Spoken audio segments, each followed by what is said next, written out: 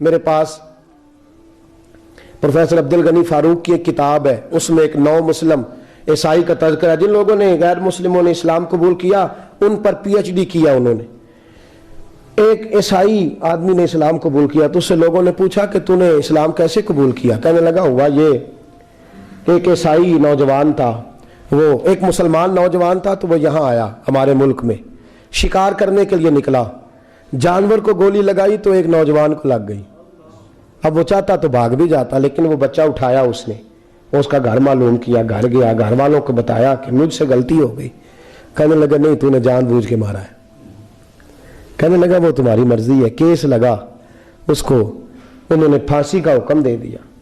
ایک دن وہ جو اسلام قبول کرنے والا ہے وہ ایس ایچ او صاحب ہے، انسپیکٹر صاحب ہیں اس علاقے کے، انہوں نے اسلام کو ان سے پوچھا گیا تو وہ کہنے لگے نوجوان آیا تو میری کسٹڈی میں میرے پاس اس کا کیس لگا، میں جتنے دن وہ اس کی تفتیش کرتا رہا میں دیکھتا کہ وہ بڑا دھیما ہے، نماز سے بڑی دلچسپی ہے، درود شریف سے بڑی دلچسپی ہے، قرآن پاک سے بڑا پیار ہے اور باتوں میں بڑی مٹھاس ہے۔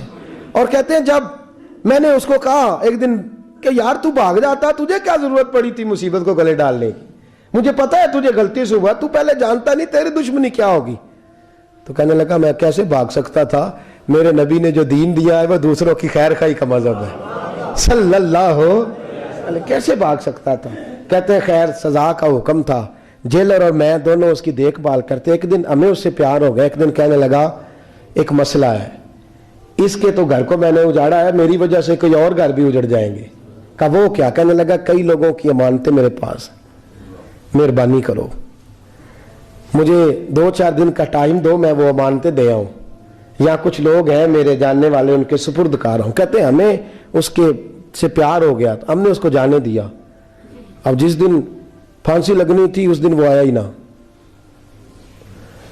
اب وہ جو قاضی صاحب تھے، جج صاحب تھے، انہوں نے کہا کہ پھانسی لگے گی اس جیلر کو جس نے جانے دیا، کہ این وہ ٹائم جب جیلر کو پھانسی لگنی تھی وہ نوجوان بھاگا ہوا واپس آ گیا، بھاگا ہوا واپس آ گیا۔ تو وہ جیلر اور وہ انسپیکٹر وہ دونوں کھڑے ہیں، کہا کیوں دیر سے آئے؟ کہنے لگا کشتی میں بیٹھا تھا، اس نے ہجکولے کھائے، لوگ ڈوب گئے، میں بچ گیا۔ کہا پھر تو کیسے آیا؟ کہنے لگا تیر رہا تھا تو بڑی مشکل سے تیرتے تیرتے سارے رستے اللہ سے دعا مانگتا ہوں، یا اللہ ایک میری وجہ سے پہلے گیا ہے، 2 اور نہیں جانے چاہیے، دعا مانگتا ہوا یہاں تک پہنچا ہوں۔ انہوں نے کہا یار تو زندگی بچا سکتا تھا، تو نے کیوں نہیں بچائی؟ کہنے لگا میں پہلے ایک کی لے چکا، اب تم دونوں کی بھی لے لیتا۔ اس نے کہا ہم تو عیسائی ہیں، تو مسلمان ہیں، مر بھی جاتے تو کیا حرج تھا؟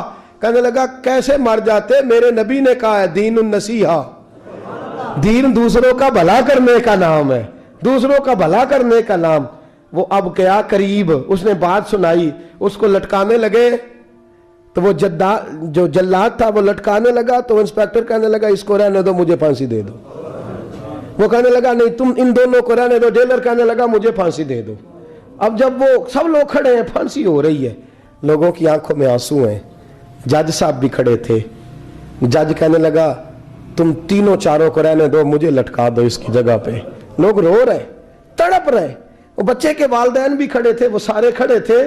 وہ جلاد جو پھانسی دیا کرتا ہے جسے کبھی رحم نہیں آتا، وہ رسی چھوڑ کے پیچھے ہو گیا۔ لوگوں نے کہا تو کو پیچھے ہو گیا؟ کہنے لگا اگر یہ مرے گا تو میں بھی مروں گا، مجھے پھانسی ملے گی۔ تڑپ اٹھے سارے لوگ، آنکھوں میں آنسو آئے۔ جب سارے روئے تو بچے کا والد آگے بڑھ کے کہنے لگا قسم ہے اللہ کی عزت کی، اگر تیرا یہ رنگ ہے تو محمد عربی کا کیا رنگ ہوگا صلی اللہ علیہ وسلم۔ سب لوگ کلمہ پڑھ گئے، مسلمان ہو گئے۔ تیرا احسان، تیری خیر خواہی لوگوں کو دین کے قریب